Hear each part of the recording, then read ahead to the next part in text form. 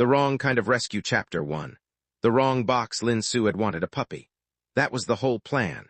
A small, dumb, easy-to-love puppy that would greet him at the door and not ask him why he was still awake at 2 in the morning, and not need him to be anything other than the guy who filled its water bowl. That was the plan right up until the moment he opened his apartment door and found 4 grown men standing in the hallway, each holding a duffel bag, each looking at him with the particular blankness of people who have also just realized something has gone catastrophically wrong. "This is 4 billion?" the tallest one asked. He had dark hair, a jaw that looked like it had been carved by someone with a grudge against softness, and Lin Xu's eyes kept sliding to this detail and refusing to process it, a pair of black wolf ears sitting flat and unhappy against his skull. It's 4 billion, Lin Xu said. "I think there's been a mistake," the tallest one agreed, in the exact tone of a man who has said that sentence many times in his life and never once had it fix anything. Behind him, a second man, golden brown hair, tail already curling with interest around the doorframe like it wanted to come inside before the rest of him did, grinned. "Hi, I'm Shen Yi. This is Jiang Chen. He's dramatic about everything, don't worry about it. That's Bai Zhou, he doesn't talk much. And that one in the back scowling like we ruined his life is Lu Heng, and honestly we might have." "I did not agree to this," said the one in the back, arms crossed, amber eyes fixed somewhere over Lin Xu's shoulder like eye contact was a resource he wasn't willing to spend on this particular disaster.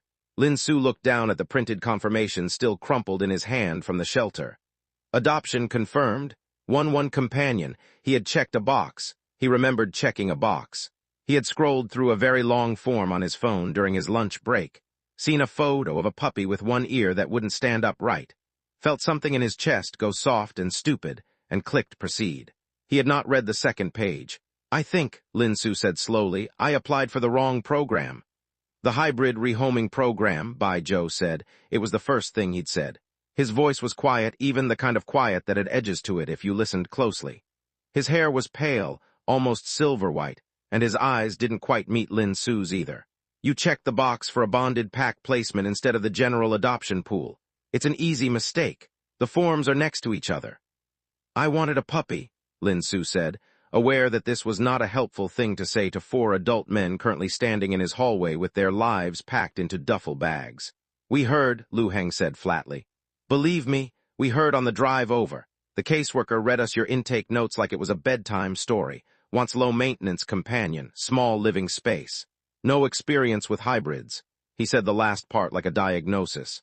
"To be fair," Shen Yi said, "you did get a companion, several actually, that's an upgrade." "It's not an upgrade," Lu Heng said. "It's a compliance nightmare." Jiang Chen hadn't moved from the doorway. His ears had lowered another degree, which Lin Xu was starting to understand, with the fast, dumb intuition of someone falling into information he hadn't asked for meant something like bracing. "Look," he said, and his voice was low, careful, like he'd rehearsed being calm about worse things than this.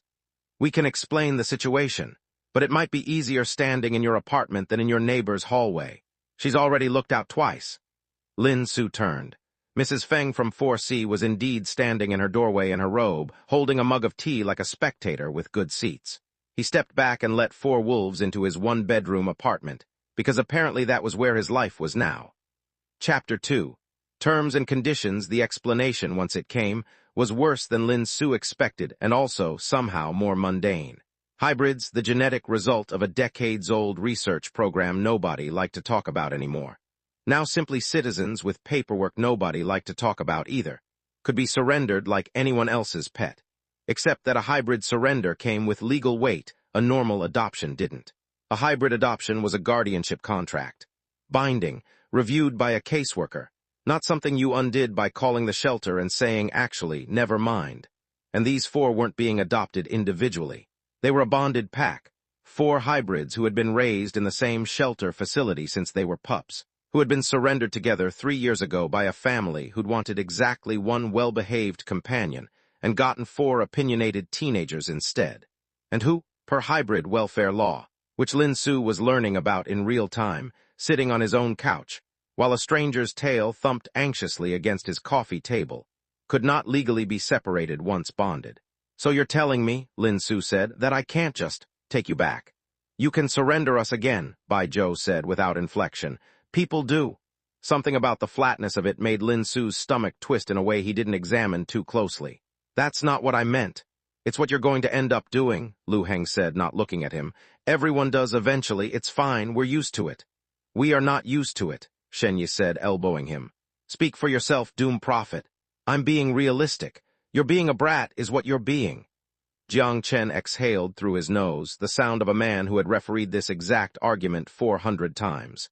The point, he said to Lin Xu, cutting through them both, is that legally you're our guardian now. Practically, we understand if you want a file for release. It takes about 6 weeks to process. We'd stay here until then because splitting the pack up mid-process would flag with the welfare board, and it's complicated. It's fine. We manage. He said we manage like a man reciting the terms of a contract he'd signed under duress a long time ago and stopped expecting anything different from. Lin Xu looked at the four of them. At Jiang Chen's carefully blank face, at Shen Yi's too bright grin that didn't reach his eyes when he thought no one was checking, at Lu Heng's crossed arms and refusal to look up, at Bai Zhou sitting very still on the edge of the couch like he was trying to take up as little space in the world as physically possible. He thought about the puppy with the ear that wouldn't stand up right. He thought about how he'd wanted something to come home to that wasn't just silence. 6 weeks, he said slowly, is a long time to have 4 extra people in a 1-bedroom apartment. We can sleep on the floor, Bai Zhou said immediately. That's not, Lin Xu rubbed his face. That's not what I'm saying. I'm saying, okay, look, I clearly can't process this tonight. Can we just figure out sleeping arrangements and I'll deal with the rest of it tomorrow? There was a pause. 4 sets of eyes, 4 sets of ears. Shen Yi swiveled forward with something like surprise, all fixed on him. You're not filing tonight? Lu Heng asked, and for the first time his voice didn't have an edge in it. Just something smaller underneath. I don't even know what filing is, Lin Xu said. Give me a day or 6 weeks, apparently. I don't know, just nobody's sleeping on my floor. I have a couch. It's not great, but it's a couch. Shen Yi's tail, which had gone very still during the guardianship conversation, started moving again. Chapter 3. House Rules. By the end of the first week, Lin Xu had learned several things he had not signed up to learn. He learned that Shen Yi could not be left alone in a kitchen. On account of an incident involving a rice cooker, an entire bag of frozen dumplings, and a fire alarm that Mrs. Feng from 4C had opinions about for 3 days afterward. He learned that Lu Heng ran every morning at 5:30, rain or shine, and came back sweaty and silent and somehow more tolerable for the rest of the day. Like the run burned off whatever made him sharp. He learned that Jiang Chen made tea without being asked. Always 2 cups. Always leaving one on the counter near wherever Lin Xu happened to be working, and never once mentioned it. So that after the 3rd day, Lin Xu started saying thank you to an empty kitchen because Jiang Chen had already left the room by the time the tea was found. He learned that Bai Zhou read. Constantly. Silently. In the corner of the couch with his knees pulled up in a way that took up almost no space, and yet somehow Lin Xu found his eyes drifting there more than anywhere else in the apartment, trying to figure out what exactly was going on behind that quiet, careful face. He also learned, the hard way, on a Tuesday, when he came home late from work with his tie half undone, and his patience fully gone, that 4 wolf hybrids in a 1-bedroom apartment produced approximately 400% more chaos than any human roommate ever had. Absolutely not, he said, standing in his living room, staring at what used to be his blanket and was now apparently a nest. It's not that deep, Lu Heng said from inside the nest, not moving. You built a structure out of my furniture. We redistributed the furniture, Shen Yi said helpfully, poking his head out from where he was wedged between 2 couch cushions that had definitely not started the day in that configuration. For optimal comfort, there is a pillow fort touching my ceiling. It's not a fort, Bai Zhou said quietly from somewhere inside the structure. It's a nest. Forts are for defense. This is for comfort. I don't care what it's for. I care that my apartment currently looks like home, Jiang Chen said. He was standing by the window, arms crossed, watching the chaos with the specific fondness of a man trying very hard to look like he wasn't fond of anything. And something about the way he said it, quiet, almost testing, like he wasn't sure he was allowed to say it out loud, made the rest of Lin Xu's sentence die somewhere in his throat. He looked at the nest, at Lu Heng's very deliberately unbothered expression, at Shen Yi's hopeful one, at the shape of Bai Zhou half buried in blankets, watching Lin Xu's face for a verdict like it mattered more than it should have. It looks, Lin Xu said finally, like I'm never getting my blanket back. Correct, said 4 voices, more or less in unison, and something about the way they said it together, actually in sync. 4 different registers landing on the same word at the same time made something in Lin Xu's chest loosen that he hadn't realized was clenched. He did not get his blanket back. He also quietly stopped minding. Chapter 4. Territory. It started as these things tend to over nothing. Lin Xu had a work dinner, a mild, forgettable client thing, the kind of evening that existed mostly to be survived, and had made the mistake of mentioning it out loud at breakfast. "I could come," Shen Yi offered immediately. "You cannot come to my work dinner." "I could come," Lu Heng said, not looking up from his tea, in a tone that suggested this was somehow a superior offer to Shen Yi's. "Neither of you are coming to my work dinner." "I wasn't going to offer," Jiang Chen said, which was somehow the most alarming statement of the morning, because it meant he'd considered it and decided against it, which meant he'd thought it through, which meant there was a version of this conversation where Jiang Chen showed up to Lin Xu's work dinner in a suit, and Lin Xu did not have the emotional bandwidth to imagine that right now. "I don't need an escort," Lin Xu said. "It's dinner with clients, it's boring, I'll be back by 9. He came back at 11. The dinner had run long. One client had insisted on a second round of drinks at a different restaurant, and Lin Xu's phone had died somewhere around hour 3, which meant he had no way of explaining any of that to the 4 sets of eyes that turned toward the door the second he opened it. The apartment was very quiet. That was the first sign something was wrong. "You're back," Jiang Chen said. He was sitting very straight on the couch. Bai Zhou was in the corner with a book he clearly hadn't been reading, given that it was upside down. Lu Heng was standing by the window like he'd been standing there for a while. Shen Yi, notably, was the only one who actually looked at him with something other than careful neutrality. His tail was doing something complicated, half wag, half anxious flick. "My phone died," Lin Xu said. "I'm sorry, I didn't think You don't have to explain yourself to us," Lu Heng said, too fast, too flat. "You're not our," he stopped. "Not your what?" Nobody answered. Lin Xu looked around the room, at 4 grown men who had apparently spent the last 2 hours sitting in careful, deliberate silence, each of them pretending not to be waiting for a door to open. And something clicked into place that he'd been avoiding looking directly at for 2 weeks. "You were worried," he said. "We weren't worried," Lu Heng said at the exact same moment Shen Yi said. "We were extremely worried," and Bai Zhou, without looking up from his upside-down book, said, "Jiang Chen called the restaurant twice." "I did not." "You did," Bai Zhou said. "I heard you in the hallway." Jiang Chen's ears went flat. It was, Lin Xu was learning, the wolf hybrid equivalent of a blush, and it was doing something unfair to his composure to watch a man built like a small mountain get visibly embarrassed over a phone call. "It's a hybrid thing," Shen Yi said, filling the silence, rubbing the back of his neck. "Pack thing. When someone's late and doesn't check in, it's not really a choice to worry, it's more like instinct, old instinct. From before shelters, probably, from when getting separated meant something bad happened. I know it's dumb, we know you're not actually." "It's not dumb," Lin Xu said. 4 heads turned toward him. "I mean it," he said, feeling his own ears go a little hot, which was ridiculous, because he didn't even have the ears to go hot with, and yet. I'll charge my phone before I go out. Or text before it dies, I didn't realize I didn't think." "You don't have to change anything," Jiang Chen said quickly. "We're not trying to make you feel." "I want to," Lin Xu said, and it came out steadier than he expected, steadier than he felt. I'm not going to pretend I don't notice you 3 sitting here for 2 hours because I forgot to charge my phone. That's not nothing. I don't want it to be nothing."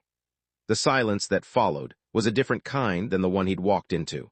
"Okay," Jiang Chen said quietly. "Okay," Lin Xu agreed, and went to go find his charger, aware, distinctly, uncomfortably, not entirely unhappily aware, that something in the apartment had just shifted, and he was the last one to notice it happening. Chapter 5. The one who doesn't trust easily. Bai Zhou was the hardest one to read, and it took Lin Xu 3 weeks to understand why. It came out sideways, the way these things usually do. Not in a conversation anyone planned, but on a Sunday afternoon when Lin Xu came back from the market to find Bai Zhou standing very still in the middle of the living room, holding a shattered teacup, staring at the pieces like they'd personally betrayed him. "It was an accident," Bai Zhou said before Lin Xu had even set down the groceries. His voice wasn't flat this time, it was tight. "I'll replace it. It's a $2 teacup from the convenience store, Bai Zhou, it's fine." "I'll replace it," Bai Zhou said again, and something about the way he said it, too fast, too controlled, like a man reciting an apology he'd given 100 times before for things much worse than a broken cup, made Lin Xu put the groceries down slowly and just look at him. "Hey," he said, "it's really okay. You don't have to say that. I'm not saying it because I have to, I'm saying it because it's a cup." Bai Zhou's jaw worked. His ears, Lin Xu noticed, had gone flat against his skull in a way that looked less like embarrassment and more like something closer to fear. And that observation sat wrong in Lin Xu's chest, heavy and unwelcome. "The last place," Bai Zhou said, finally quietly, still not putting the pieces down, "I broke a vase. It wasn't expensive either, but they said it was the last straw, that I was too careless. Too much upkeep for what I gave back." He looked up, and for the first time since Lin Xu had met him, his eyes weren't careful, they were just tired. "They surrendered just me the first time, not the others. The shelter had to find a way to get the pack back together after, because we're not supposed to be split, but it took 8 months. 8 months where I didn't know if it would work, if they'd even still." He stopped himself. Lin Xu didn't say anything for a moment. He walked over, crouched down, and started picking up the pieces of the cup with him, not making a production of it, just doing it, hands moving next to Bai Zhou's. "I'm not going to surrender you over a teacup," he said eventually. "You don't know that yet." "I do, actually." He looked up. "I've known you 3 weeks, and you've apologized for existing in my apartment more times than you've asked me for anything. You alphabetized my bookshelf without being asked, because you thought it might make you useful enough to keep. You've been doing math on how much space you take up since the day you got here. I'm not Bai Zhou, I'm not the last place. You don't have to earn staying here." Bai Zhou's hands had gone still over the broken pieces. "Why not?" he asked, and it wasn't defensive. It was just honest in a way that made Lin Xu's chest ache. "Because that's not how it's supposed to work," Lin Xu said. "Nobody should have to earn being wanted, least of all you." He didn't say anything else. He didn't need to. Bai Zhou didn't say anything either, but he stayed on the floor a while longer than the cleanup required, sitting close enough that his shoulder brushed Lin Xu's. And when Lin Xu finally stood up to throw away the pieces, Bai Zhou's hand caught his wrist, light, brief, like he wasn't sure he was allowed to before letting go. "Thank you," he said, just that, but it landed like something much bigger. Chapter 6, Pack Instinct. The letter came on a Thursday. Lin Xu found it in the mailbox between a phone, bill, and a flyer for a noodle place, and almost didn't open it right away. Except the return address said Municipal Hybrid Welfare Board in stiff official lettering, and something about that made his stomach drop before he'd even read a word. "Notice of Guardianship Review," it said. "Following a routine audit of recent bonded pack placements, this office has identified irregularities in your application, Ref. Number 4471B, that require in-person clarification. Failure to attend the scheduled hearing may result in reassignment of the pack to alternative housing." Reassignment. Lin Xu read the sentence 4 times before it fully landed. Then he went inside, where Shen Yi was mid-story about something that had happened at the market, and Lin Xu must have made some kind of sound, because all 4 of them went quiet at once, the way they did now when something was wrong, a reflex he hadn't taught them and didn't remember them learning. "What is it?" Jiang Chen said, not a question. A demand, low and immediate. Lin Xu handed him the letter. He watched Jiang Chen's face as he read it, watched the careful blankness crack just slightly at the word reassignment, and watched Lu Heng cross the room to read over his shoulder, watched his jaw go tight. "It's the mismatch," Lu Heng said. "They flagged it. Of course they flagged it. You applied for a single companion. Someone in processing probably saw 4 hybrids assigned to a 1-person application and thought." "Thought what?" Lin Xu said.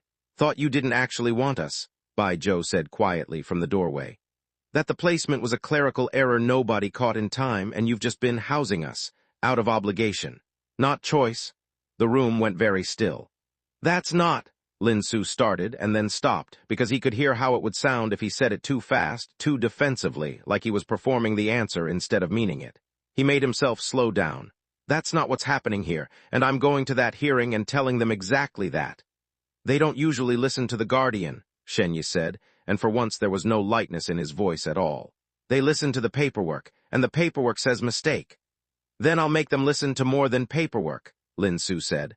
Lu Heng looked at him for a long moment, searching like he was trying to find the catch, the exhaustion, the fine, whatever, take them that he'd apparently learned to expect from people. He didn't find it. Something in his face shifted, just slightly, the sharp edges softening into something closer to disbelief. "Why does it matter to you?" he asked, quieter than Lin Xu had ever heard him.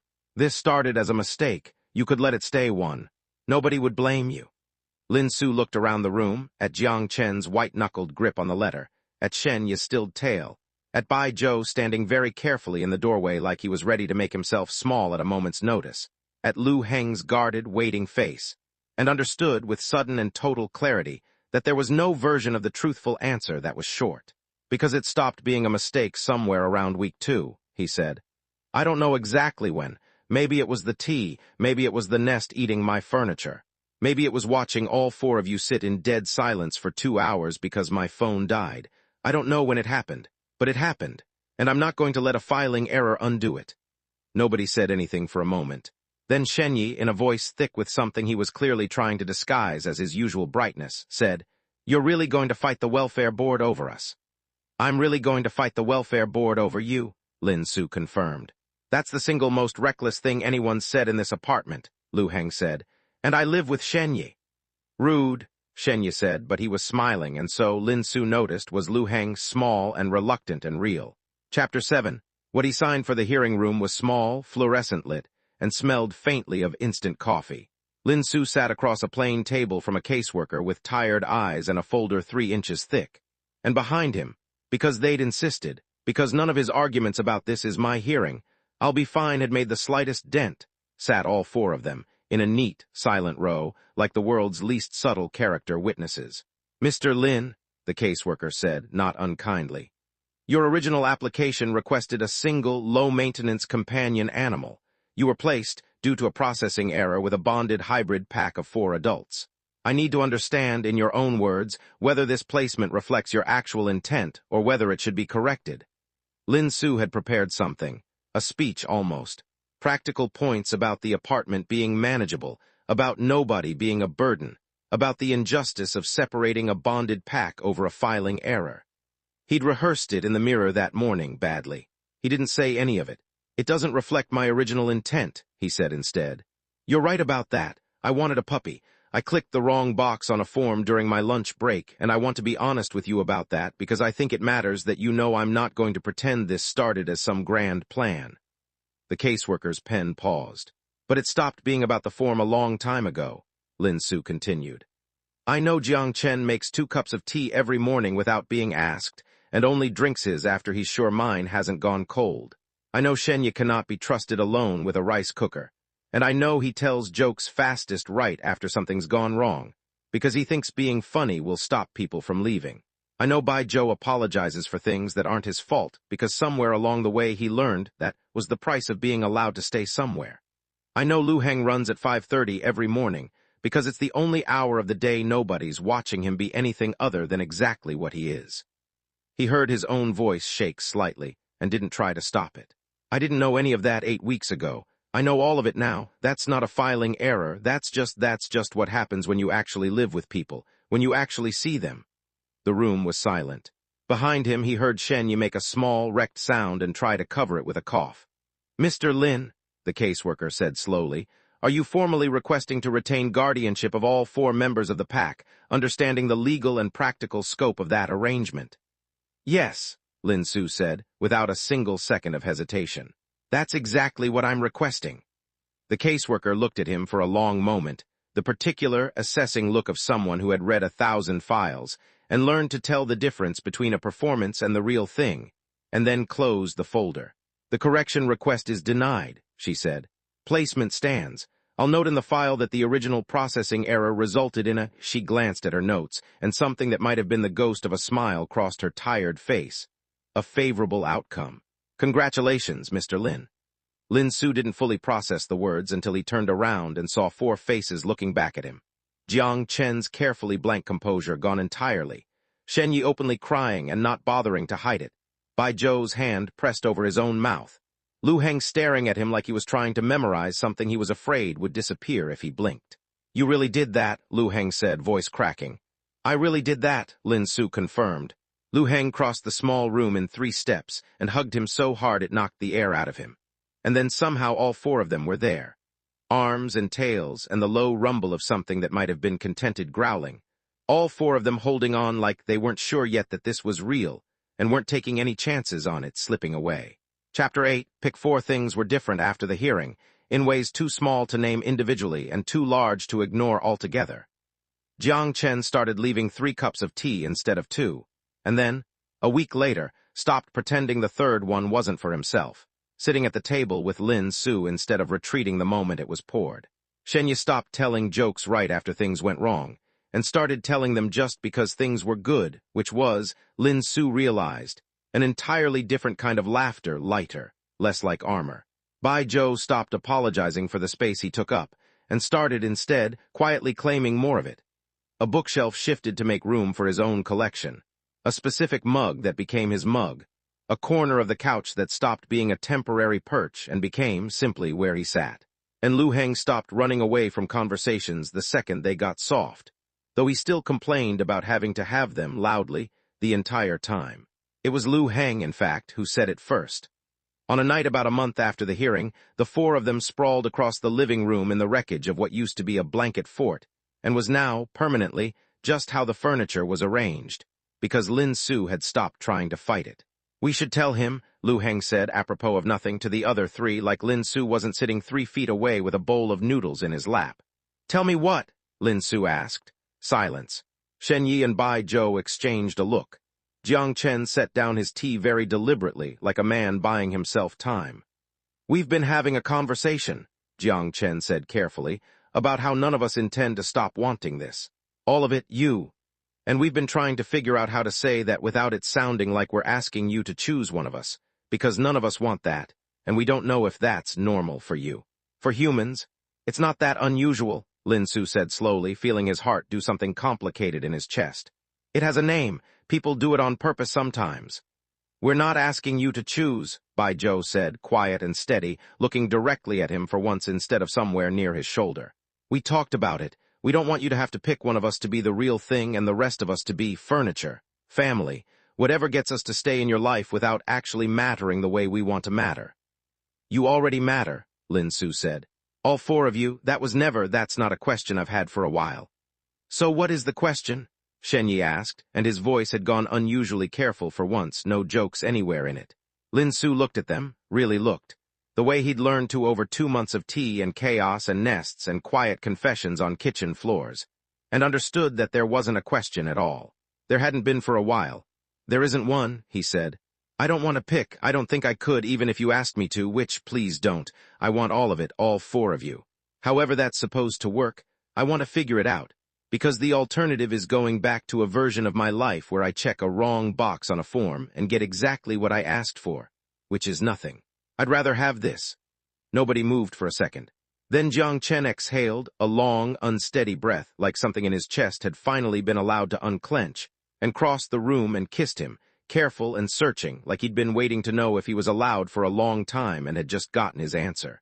Shen Yi made an undignified, delighted sound, and was next, laughing against Lin Xu's mouth in a way that felt more like joy than any joke he'd ever told. Bai Zhou's kiss was quieter, slower, like he was still checking, still half convinced this would be taken back, until Lin Xu pulled him closer and he finally stopped bracing. And Lu Heng, sharp, guarded, competitive Lu Heng, kissed him last and hardest, like he was making up for every second he'd spent expecting to lose. "For the record," Lu Heng muttered afterward, forehead pressed against Lin Xu's, "I still think you're an idiot for checking the wrong box." "For the record," Lin Xu said, "it's the best mistake I've ever made." Chapter 9.